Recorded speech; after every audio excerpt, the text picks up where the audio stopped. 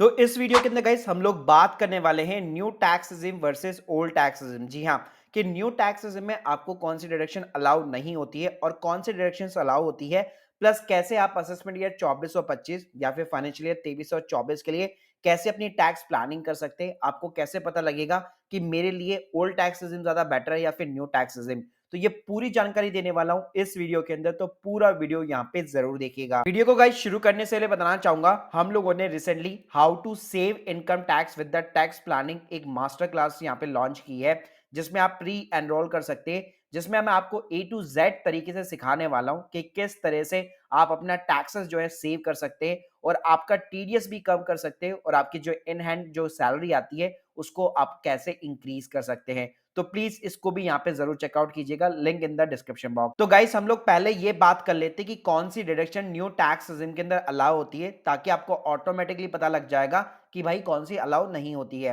तो देखिए, अगर मैं डिडक्शंस की यहाँ पे बात करूं तो जैसे आप लोगों को पता होगा 7 लाख रुपए तक की इनकम के ऊपर न्यू टैक्स रिजिम के अंदर कोई भी टैक्स नहीं है, क्योंकि आपको 25,000 रुपए की टैक्स की रिबेट मिल जाती है। प्लस अगर मैं बात करूं कौन सी डिडक्शन अलाउ है, तो यहाँ पे बजट 2023 के अंदर, जो कि अभी से यहाँ पे एप्लीकेबल हो जाएगा, जैसे आपका मार्च एंड होगा, बाय डिफॉल्ट ही आप न्यू टैक्स रिजिम के अंदर एनरोल करने वाले हैं।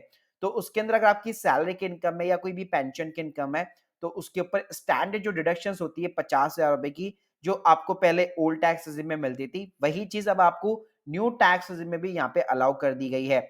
यानी अगर मान लीजिए यार आपकी 7.5 लाख रुपए की भी इनकम है, तो 50,000 रुपए की सैलरी की डिडक्शन आपको स्टैंडर्ड डिडक्शन मिल जाती है और उसके ऊपर भी आपका कोई भी टैक्स नहीं बनने वाला है। इसके अलावा गाइस अगर आपकी फैमिली की पेंशन इनकम भी आती है, तो वहां पे भी आपको 1/3 या फिर 15,000 रुपए, दोनों में से जो भी कम होगा, उसकी भी आपको एक स्टैंडर्ड डिडक्शन यहाँ पे अलाउ की गई है। इसके अलावा गाइस आपकी सैलरी के अंदर आपको ट्रांसपोर्ट अलाउंसेस मिलता है, जो कि ऑब्वियसली बात है आपकी सैलरी का पार्ट होना चाहिए। फिर मान लीजिए स्पेशली एबल पर्सन है या भी कोई भी कन्वेंस अलाउंस के नाम पे आप क्या कर सकते हैं, अपना फॉर्म 16 उठाइए, अपना सैलरी स्लिप उठाइए। अगर उसके अंदर आपको कोई भी कन्वेंस अलाउंसेस वगैरह मिलते हैं, जो कि आपका जो है सैलरी का ही पार्ट होता है, आपका एम्प्लॉयमेंट का ही पार्ट होता है, तो वो सारे खर्चे भी जो है कन्वेंस के, वो आपको एज ए डिडक्शन जो है यहाँ पे न्यू टैक्स रिजिम के अंदर मिलने वाले हैं। इसके अलावा इस यहाँ पे अगर आपको कोई भी परक्यूसिट मिलता है एज ए ऑफिशियल पर्पस, जो आपकी सैलरी स्लिप के अंदर मेंशन है, आपके फॉर्म 16 के अंदर मेंशन है, तो वो भी आपको एज ए डिडक्शन यहाँ पे न्यू टैक्स सिस्टम के अंदर जो है चीजें मिलने वाली है। इसके अलावा guys, अगर मैं होम लोन की बात करूं, तो यहाँ पे देखिए, अगर आपकी सेल्फ ऑक्यूपाइड प्रॉपर्टी, अगर आपकी खुद की प्रॉपर्टी रहने के लिए आपने कोई प्रॉपर्टी ले रखी थी, उसके ऊपर आपने होम लोन ले रखा है, तो भाई वो आपको टैक्स बेनिफिट नहीं मिलने वाला है न्यू टैक्स सिस्टम में। लेकिन अगर आपने लेट आउट कर रखी है प्रॉपर्टी, रेंटल प्रॉपर्टी, उससे किराए की भी इनकम अगर आपके पास में आती है, तो और उसके ऊपर अगर आपका होम लोन चल रहा है, तो इंटरेस्ट की जो डिडक्शन होती है 2 लाख रुपए तक का, वो इजीली आप सेक्शन 24 के अंदर क्लेम कर सकते हो, कोई दिक्कत नहीं है। इसके अलावा अगर आपको कोई भी गिफ्ट्स वगैरह रिसीव होते हैं, तो 50,000 रुपए तक के गिफ्ट्स न्यू टैक्स में भी यहाँ पे टैक्सेबल काउंट नहीं किए जाएंगे, यानी कि आपके टैक्स फ्री रहने वाले हैं। इसके अलावा गाइस आपका जो एम्प्लॉयर होता है, वो एनपीएस में भी कंट्रीब्यूट करता है आपके साथ में, तो आपके कंट्रीब्यूशन के ऊपर तो यार टैक्स का बेनिफिट नहीं मिलेगा न्यू टैक्स सिस्टम के अंदर। लेकिन आपका जो एम्प्लॉयर यहाँ पे कंट्रीब्यूट कर रहा है, जिसका हम लोग जो है 80 CCD सबसेक्शन 2 के अंदर जो डिडक्शन हम लोग क्लेम करते हैं, वो डिडक्शन जो है आपको न्यू टैक्सेस में भी मिलने वाली है। इसके अलावा अग्निवीर जो कॉर्पस फंड होता है 80 CCH, वो भी आपको डिडक्शन यहाँ पे मिल जाएगी। साथ में किसी ने वॉलंटरी रिटायरमेंट ले रखा है, बहुत सारा पैसा उसको एक साथ मिला है, जिसके अंदर एग्जेम्पशन मिलती है, तो वो एग्जेम्पशन भी यहाँ पे अलाउ है। इसके अलावा जैसे कि ग्रेचुटी हो गई या फिर लीव एनकैशमेंट हो गया, वो डिडक्शन भी यहाँ पे आपको न्यू टैक्स सिस्टम में मिलने वाली है। अगर इसमें बात करूं कि भाई कौन सी ऐसी पॉपुलर डिडक्शन है जो कि न्यू टैक्स सिस्टम के अंदर अलाउ नहीं है, तो इसके अंदर आपका सबसे बड़ा होम लोन का जो डिडक्शन होता है सेल्फ ऑक्यूपाइड प्रॉपर्टी के ऊपर, वो आपको नहीं मिलेगा। एचआरए एलटी के बेनिफिट्स नहीं मिलने वाले। फूड के जो आपको कूपन्स वगैरह दिए जाते थे, उसके जो अलाउंसेस होते थे, वो भी आपको टैक्स के बेनिफिट नहीं मिलने वाले हैं।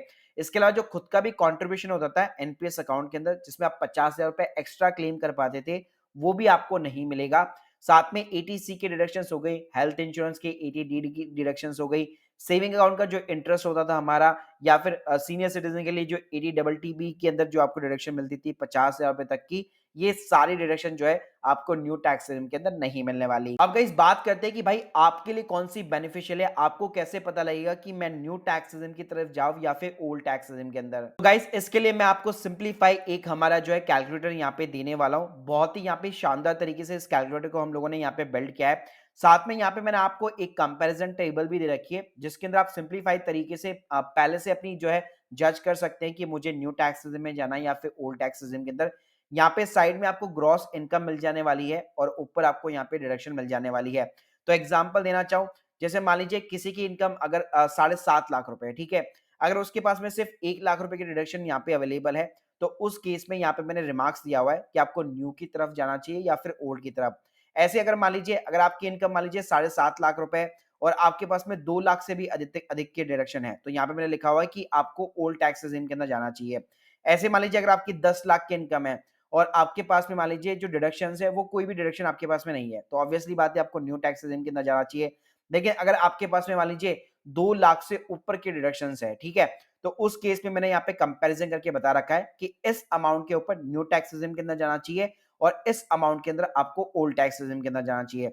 तो इससे आप इजीली जज कर पाओगे कि मेरी इतनी इनकम है, इतनी मेरे पास में डिडक्शन है, तो मेरे लिए न्यू टैक्स रेजिम ज्यादा बेनिफिशियल है या फिर ओल्ड टैक्स रेजिम। साथ में मैंने आप लोगों के लिए यहाँ पे कैलकुलेटर भी जो यहाँ पे बिल्ड कर रखा है, जिसके अंदर आपको कुछ नहीं करना है, ऊपर सिंपली तरीके से यहाँ पे आप अपना नेम वगैरह जो डाल सकते हैं। उसके बाद में यहाँ पे ये जो येलो सेल्स दी हुई है, इसके अंदर आपको अपनी इनकम डालनी है।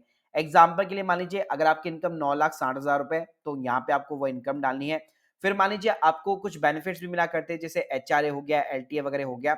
तो जो पहले आपको बेनिफिट मिला करते थे, जो सैलरी स्लिप में भी दिखते हैं, वो सारे बेनिफिट उठा के आप इस टेबल के अंदर यहाँ पे फीड कर दीजिए। उसके बाद में गाइस नीचे आपको अदर इनकम के भी कॉलम्स वगैरह देखने को मिल जाएंगे। स्टैंडर्ड डिडक्शन आपको बाय डिफॉल्ट यहाँ पे देखने को मिल जाएगी। प्रोफेशनल टैक्स अगर आपका कटता है, तो वो अमाउंट भी यहाँ पे आप इंसर्ट कर सकते हैं। इसके अलावा इस नीचे अगर आपकी बैंक की एफडी का इंटरेस्ट आता है, बैंक का सेविंग अकाउंट का इंटरेस्ट आता है, वो आप यहाँ पे ऐड कर सकते हैं। डिविडेंड की आपकी कोई अदर इनकम है, वो आप यहाँ पे ऐड कर सकते हैं। कोई रेंटल इनकम है, तो हाउस प्रॉपर्टी का भी मैंने कॉलम यहाँ पे आप लोगों को दे रखा है। साथ में अगर आपका होम लोन चल रहा है, उसके ऊपर अगर आपका कोई भी इंटरेस्ट पेड है, सेल्फ ऑक्यूपाइड प्रॉपर्टी है या लेट आउट है, दोनों यहाँ पे मैंने कॉलम दे रखे। उसके अंदर यहाँ पे आपको अपना इंटरेस्ट एंटर एंटर करना है। उसके बाद में गाइस अगर आपने स्टॉक मार्केट म्यूचुअल फंड में यहाँ पे इन्वेस्ट किया था, वो बेचे, उसके ऊपर आपका short term long term capital gain हो रखा है, तो यहाँ पे मैंने शॉर्ट टर्म के लिए सीधा 111 ए भी दे रखा है और लॉन्ग टर्म कैपिटल गेन के लिए 1 लाख रुपए की एग्जम्पशन के साथ में 10% वाला 112 भी दे रखा है। तो उसके अंदर आपको अपना प्रॉफिट या आपका जो भी कैपिटल गेन है वो आपको यहाँ पे इंसर्ट करना है। उसके बाद में गाइस नीचे आपको डिडक्शन के कॉलम मिल जाएंगे, जैसे एटीसी का 1.5 लाख रुपए का हो गया, इसके अलावा एटीडी हेल्थ इंश्योरेंस वगैरह हो गया और बाकी जितनी भी डिडक्शंस होती है वो सारे यहाँ पे आपको कॉलम मिल जाएंगे और सभी के अंदर मैंने रिमार्क्स वगैरह भी डाले हुए हैं कि ये डिडक्शन जो है पर्टिकुलर इस चीज के लिए है। अब गाइस कुछ नहीं करना, जैसे आप यहाँ पे नीचे जाते हैं तो अच्छी बात क्या है, जो भी आप यहाँ पे इनकम डालेंगे ऑटोमेटिकली ये जो कैलकुलेटर है ये आपको बता देता है कि आपका जो न्यू टैक्स रिजीम है या जो ओल्ड टैक्स रिजीम है उसके अंदर कितना टैक्स बन रहा है। प्लस सीधा सीधा ये आपको बता देगा कि ओल्ड टैक्स रिजीम में भाई आपका इतना टैक्स बन रहा है, न्यू टैक्स रिजीम में आपका इतना टैक्स बन रहा है, तो कितने टैक्स की यहाँ पे आपकी सेविंग हो रही है और किस टैक्स रिजीम के अंदर हो रही है। तो इस कैलकुलेटर की मदद से इजीली आप अपना डिसीजन यहाँ पे बना सकते हैं कि इस साल मुझे क्या ओल्ड के साथ में जाना है या बाय डिफॉल्ट ही मेरे को न्यू के अंदर रहना है। वैसे गाइस अगर मैं आपको एक ओवरऑल यहाँ पे समरी बताना चाहूँ, अगर आपकी टोटल डिडक्शन 1.5 लाख रुपए या उससे कम है, तो आपको डेफिनेटली न्यू टैक्स रेजिम की तरफ कंसीडर करना चाहिए। वहीं पे अगर आपकी टोटल डिडक्शन जो है 3.5 लाख रुपए से ऊपर की है, तो डेफिनेटली आपको ओल्ड टैक्स रेजिम के अंदर कंसीडर करना चाहिए। लेकिन अगर आपकी डिडक्शन 1.5 लाख से 3.5 लाख के बीच में झूलती है, तो ये डिपेंड करता है आपकी इनकम के ऊपर कि आपको ओल्ड के साथ में जाना चाहिए या फिर न्यू के साथ में जाना चाहिए। बाकी मैंने आपको कंपैरिजन के लिए टेबल और जो मैंने आपको पूरा चार्ट बताया वो मैंने ऑलरेडी डिस्क्रिप्शन बॉक्स में आपको लिंक्स प्रोवाइड कर दी है। बाकी अगर आप लोगों की कोई भी डाउट्स है तो कमेंट बॉक्स के अंदर जरूर बताइए और यार हमारे इस कोर्स को भी जो है टैक्स प्लानिंग मास्टर क्लास को चेकआउट करना मत भूलिएगा। Thank you guys, thank you very much.